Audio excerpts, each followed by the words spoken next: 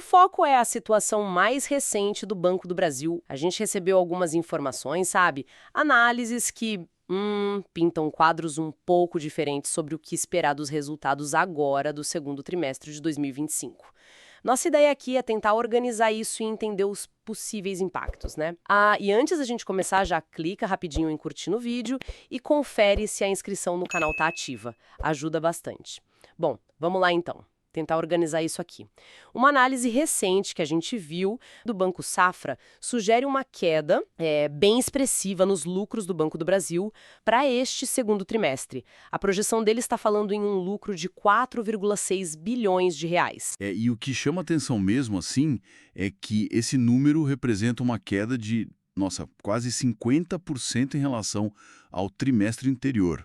E também fica abaixo do que o mercado esperava, né? O tal do consenso, que estava ali por volta de 5,2 bilhões. Caramba, 50% é um número que realmente acende um alerta. E quais seriam os motivos para essa projeção mais, assim, pessimista, segundo esses estudos? O que está pegando? Olha, tem alguns fatores com peso considerável aí. Primeiro, uma piora que já foi observada no setor do agronegócio, né? Isso já tinha afetado o primeiro trimestre. Aí soma isso a implementação da Resolução 4966, que basicamente muda como os bancos precisam provisionar, reservar dinheiro para cobrir calotes, né? Pode exigir mais reservas. Mas um ponto assim de bastante destaque é a expectativa de aumento na inadimplência. E aí, claro, nas provisões para empréstimos para empresas, pessoa jurídica. Os nossos levantamentos aqui indicam que a inadimplência geral nessa carteira específica subiu de 4,5% para 6%. E aquela inadimplência mais preocupante, sabe? Acima de 90 dias, foi de 3,5% para 4%. Isso comparado com o mesmo período do ano passado. Entendi. Mais gente atrasando o pagamento, né? Exato. Isso levaria, naturalmente, a custos maiores com provisões.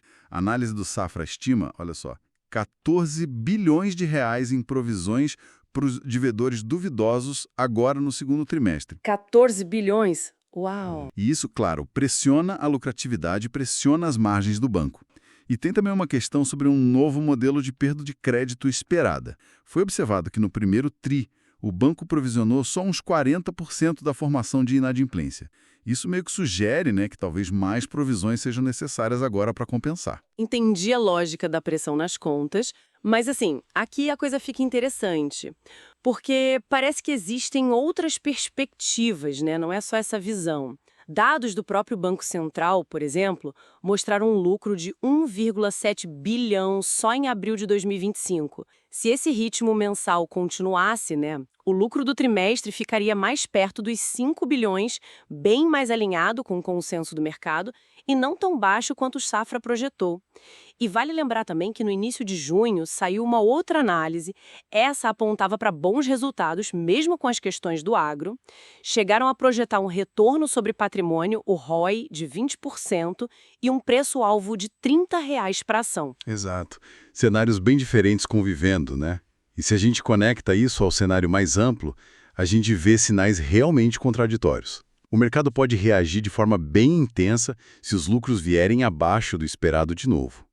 O indicador preço sobre valor patrimonial, o PVP, do banco está hoje em torno de 0,67. Que já é baixo para o histórico dele, certo? Já é considerado baixo, sim.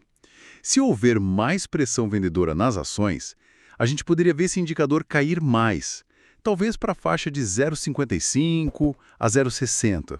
E olha, nossos levantamentos mostram que esses níveis eles foram raramente atingidos nos últimos 25 anos. São patamares bem baixos mesmo. Ok, 0,67 já é baixo, podendo cair para 0,60 ou até 0,55. Então, o que tudo isso significa na prática para quem acompanha a empresa, para quem talvez invista nela? Olha, significa o seguinte: embora o curto prazo pareça sim mais desafiador, com essa perspectiva de lucros menores e, consequentemente, talvez dividendos menores também, a história do Banco do Brasil é muito marcada por ciclos, sabe? Ciclos de dificuldades que, no passado, foram seguidos por recuperação. Então, para quem tem uma visão mais de médio a longo prazo, pensando aí em 2 a 5 anos, esses preços mais baixos podem sim representar uma janela de oportunidade. Claro, isso se a pessoa acreditar na recuperação futura do banco, né? O histórico sugere que níveis de PVP perto de 0,6 foram pontos de entrada interessantes antes. A gente viu isso em 2015, 2021, 2022. Faz sentido olhar o histórico. E falando em dividendos, que é algo que muito investidor de BBAS3 olha com lupa, mesmo com um ano potencialmente mais fraco, qual seria a expectativa? Dá para ter alguma ideia? As estimativas atuais, assim, com base nas cotações recentes, ainda apontam para um dividend yield, o rendimento do dividendo, entre 7% e 8% para este ano. Mesmo com a pressão no lucro. É o que as projeções indicam por enquanto. O banco tem aquele histórico de pagar frequentemente, geralmente 8 vezes por ano. A expectativa é que tenham pagamentos em setembro e dezembro. Embora possa sim haver uma queda no valor total distribuído em 2025, isso já aconteceu antes, em 2016, por exemplo. A expectativa de longo prazo, se o banco se recuperar, como fez em outros ciclos, é de retomada do crescimento dos proventos. Entendi. Então, o pagamento pode diminuir no curto prazo, mas a política tende a se manter. Um momento bem importante para a gente observar vai ser a divulgação do balanço oficial mesmo, né? Está previsto para 13 de agosto. Isso deve trazer mais clareza, inclusive sobre as projeções do próprio banco para o resto de 2025.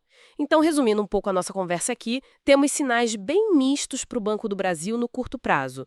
De um lado, projeções indicando essa pressão nos lucros por causa de provisões maiores, principalmente no crédito para empresas. Do outro lado, o histórico da empresa e a avaliação atual, que está considerada baixa, podem ser vistos como atrativos numa perspectiva mais longa. É um cenário que parece pedir um pouco de cautela agora, né? Mas também atenção às oportunidades que podem surgir dessa situação toda. Exatamente. E fica aqui uma reflexão interessante, eu acho. Considerando esses ciclos históricos do setor bancário, das provisões, que outros indicadores, além do próximo resultado trimestral, poderiam sinalizar de forma mais consistente um ponto de virada real para a recuperação do Banco do Brasil. O que realmente mostraria que a maré virou para melhor, sabe? Além do lucro pontual de um trimestre. Ótima pergunta para pensar. Deixem as opiniões sobre essa questão aí nos comentários ou então sugiram um tema para nossa próxima análise.